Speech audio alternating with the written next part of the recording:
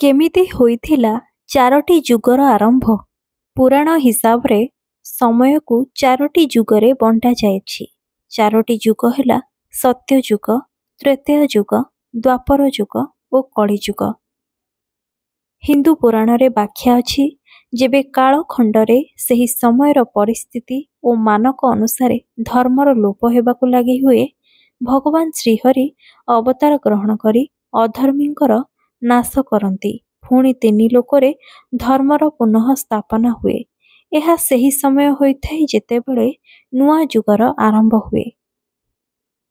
ତ ଆପଣ କ'ଣ ଜାଣିଛନ୍ତି ଚାରି ଯୁଗର ଆରମ୍ଭ କେମିତି ହେଲା ଓ ଅନ୍ତ ହେବ ତ କେମିତି ହେବ? ହିନ୍ଦୁ ଧର୍ମଶାସ୍ତ୍ର ଅନୁସାରେ ବହୁତ ବାର ଏହି ଚାରୋଟି ଯୁଗର ପରିବର୍ତ୍ତନ ହୋଇଛି, କିନ୍ତୁ ଏମିତି ମନାଯାଏ ସୃଷ୍ଟିର ପ୍ରାରମ୍ଭରେ ମାନେ କାଳଖଣ୍ଡର ପ୍ରଥମ ସତ୍ୟଯୁଗ ଥିଲା।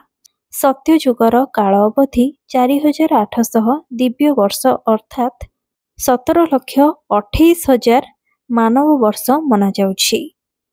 ଏହି ଯୁଗରେ ମଣିଷର ଆୟୁ 1,00,000 ବର୍ଷ ପାଖାପାଖି ଥିଲା। ମଣିଷମାନଙ୍କର ଉଚ୍ଚତା ବି ଅଧିକ ଥିଲା। ଏହି ଯୁଗରେ ପାପର ମାତ୍ରା 0% ଥିଲା, ପୁଣ୍ୟର ମାତ୍ରା 100% ଥିଲା। ଏହାପରେ ବି ଏହି ଯୁଗରେ ଭଗବାନ ଶ୍ରୀହରି ମତ୍ସ୍ୟ ବରାହ ନରସିଂହ ରୂପରେ ଅବତାର ଧାରଣ କରିଥିଲେ। ଏବେ ପ୍ରଶ୍ନ ଏହା ଉଠେ, ଯଦି ସତ୍ୟଯୁଗରେ ପାପ ନଥିଲା, ଭଗବାନ ଅବତାର କାହିଁକି ନେଲେ? ଯେବେ ପରମ ପିତା ଏହି ସୃଷ୍ଟିର ରଚନା କରିଥିଲେ, ସେହି ସମୟରେ ଦେବ, ମନୁଷ୍ୟ, ନାଗ, ଗନ୍ଧର୍ବ ସହିତ ଦୈତ୍ୟର ବି ଉତ୍ପତ୍ତି ହୋଇଥିଲା କି ସୃଷ୍ଟିର ସନ୍ତୁଳନ ଯେପରି ଠିକ୍ ରହିବ। ଏହି ସନ୍ତୁଳନକୁ ଠିକ୍ ରଖିବା ପାଇଁ ବା ବଜାୟ ରଖିବା ପାଇଁ ସତ୍ୟ ଯୁଗରେ ଶ୍ରୀହରି ବିଷ୍ଣୁ ଶଙ୍ଖାସୁର, ହିରଣ୍ୟକ୍ଷ, ହିରଣ୍ୟକାଶ୍ୟପ ବଧ କରିବା ପାଇଁ ବିଭିନ୍ନ ଅବତାର ନେଇଥିଲେ। ହିନ୍ଦୁ ଧର୍ମ ଅନୁସାରେ ମନୁଷ୍ୟ ସେତେବେଳେ ବିକାଶ ପଥରେ ଅଗ୍ରସର ହେଉଥିଲା, ଅର୍ଥାତ୍ ମନୁଷ୍ୟ ପଶୁରୁ ମଣିଷ ଧୀରେ ଧୀରେ ବିକଶିତ ହୋଇ ବାସ୍ତବିକ ରୂପରେ ଆସୁଥିଲା। ଏହାଛଡ଼ା ଶ୍ରୀହରିଙ୍କ ଏହିସବୁ ଅବତାର ମାନବର ବିକାଶର ପ୍ରତୀକ ଅଟେ।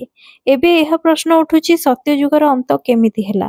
ହିନ୍ଦୁ ଧର୍ମ ଗ୍ରନ୍ଥ ଅନୁସାରେ ଶ୍ରୀହରିଙ୍କ ଜନ୍ମ ରାଜା ଦଶରଥଙ୍କ ଘରେ ଶ୍ରୀରାମଙ୍କ ରୂପରେ ହେଲା। ସେହି ସମୟରେ କଳିଯୁଗର କଳା ଅବଧି ପୁରା ହୋଇସାରିଥିଲା।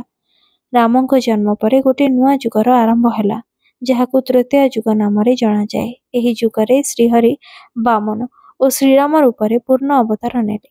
ସେ ପରଶୁରାମ ରୂପରେ ହଂସ ଅବତାର ନେଇଥିଲେ। ଏହି ଯୁଗର କାଳ ଅବତାର 3600 ଦିବ୍ୟ ବର୍ଷ ଅର୍ଥାତ୍ 12,96,000 ମାନବ ବର୍ଷ ଥିଲା। ଏହି ଯୁଗରେ ମନୁଷ୍ୟମାନଙ୍କ ଆୟୁ 10,000 ବର୍ଷ ମନାଯାଏ ଓ ଲମ୍ବ 100ରୁ 150 ଫୁଟ ଥିଲା। ଏହି ଯୁଗରେ ପାପର ମାତ୍ରା 25% ଓ ପୁଣ୍ୟର ମାତ୍ରା 75% ଥିଲା। ଏହି ଯୁଗରେ ରାବଣ, କୁମ୍ଭକର୍ଣ୍ଣ, ବଳି, ଅହିରାବଣ ଭଳି ଦୁଷ୍ଟମାନଙ୍କୁ ସଂହାର କରିବା ପାଇଁ ଶ୍ରୀହରି ଅବତାର ନେଇଥିଲେ। ଶ୍ରୀରାମ ରାବଣକୁ ବଧ କରି ଯେତେବେଳେ ଅଯୋଧ୍ୟା ଫେରିଲେ ଓ ବହୁ ବର୍ଷ ପର୍ଯ୍ୟନ୍ତ ଶାସନ କଲେ ଓ କିଛି ବର୍ଷ ପରେ ସେ ତାଙ୍କ ଦେହତ୍ୟାଗ ମଧ୍ୟ କରିଥିଲେ, ତାହାପରେ ଦ୍ୱାପର ଯୁଗର ଆରମ୍ଭ ହୋଇଥିଲା। ଦ୍ୱାପର ଯୁଗରେ ଶ୍ରୀହରି ଶ୍ରୀକୃଷ୍ଣ ରୂପରେ ଜନ୍ମ ନେଲେ। ଏହି ଯୁଗର କାଳ ଅବଧି 2400 ଦିବ୍ୟ ବର୍ଷ ଅର୍ଥାତ୍ 8,84,000 ମାନବ ବର୍ଷ ଥିଲା। ଏହି ଯୁଗରେ ମନୁଷ୍ୟମାନଙ୍କର ଆୟୁ 100 ବର୍ଷ ଥିଲା। ପାପର ମାତ୍ରା 50% ଓ ଦ୍ୱାପର ଯୁଗକୁ ଯୁଦ୍ଧର ଯୁଗ ବୋଲି ମଧ୍ୟ କୁହାଯାଏ, କାରଣ ଏହି ଯୁଗରେ ଧର୍ମ ପାଇଁ ବହୁତ ଯୁଦ୍ଧ ହୋଇଥିଲା। ସେତେବେଳେ ଶ୍ରୀକୃଷ୍ଣ ଗୋटे ଗୋଟେ କରି ସବୁ ପାପୀମାନଙ୍କର ନାଶ କରିଥିଲେ। ଏହି ଯୁଗରେ ମହାଭାରତ ଯୁଦ୍ଧ ହୋଇଥିଲା। ଏହି ଯୁଦ୍ଧ ପରେ ସବୁ ପାପୀମାନଙ୍କର ନାଶ ହୋଇଥିଲା ଓ ଯୁଧିଷ୍ଠିରଙ୍କୁ ହସ୍ତିନାପୁରର ରାଜା ଭାବେ ଘୋଷଣା କରାଗଲା। ଯେତେବେଳେ ଯୁଧିଷ୍ଠିରଙ୍କର ରାଜତିଳକ ହୋଇଥିଲା, ଗାନ୍ଧାରୀ ସେଠି ପହଞ୍ଚି ତାଙ୍କ ପୁତ୍ରମାନଙ୍କ ଅନ୍ତର ଦୋଷ ଦେଇ ଶ୍ରୀକୃଷ୍ଣଙ୍କୁ ଅଭିଶାପ ଦେଇଥିଲେ। ଅଭିଶାପରେ କହିଲେ, ଯେମିତି ତୁମେ ମୋ କୁଳର ନାଶ କରିଛ, ସେହିଭଳି ତୁମର କୁଳ ନାଶ ହୋଇଯିବ। ଏହାପରେ ପାଣ୍ଡବମାନେ ହସ୍ତିନାପୁରରେ 36 ବର୍ଷ ପର୍ଯ୍ୟନ୍ତ ଶାସନ କଲେ। ଗାନ୍ଧାରୀ ଦେଇଥିବା ଅଭିଶାପ ଲାଗି ଦ୍ୱାରିକାର ଅବସ୍ଥା ଦିନକୁ ଦିନ ଖରାପ ହେବାକୁ ଲାଗିଲା। ମଦିରା ପାନ କରିବା ପରେ ଲୋକମାନେ ପରସ୍ପର ମଧ୍ୟରେ କଳି ଝଗଡ଼ା ଲାଗିବାକୁ ଆରମ୍ଭ କଲେ। ଏମିତିରେ ପରିବେଶର ଅବସ୍ଥା ସମ୍ପୂର୍ଣ୍ଣ ରୂପେ ବିଗିଡ଼ିଗଲା, ଯାହା ପାଇଁ ପୁରା ଯାଦବ ବଂଶ ଲୋପ ପାଇଲା।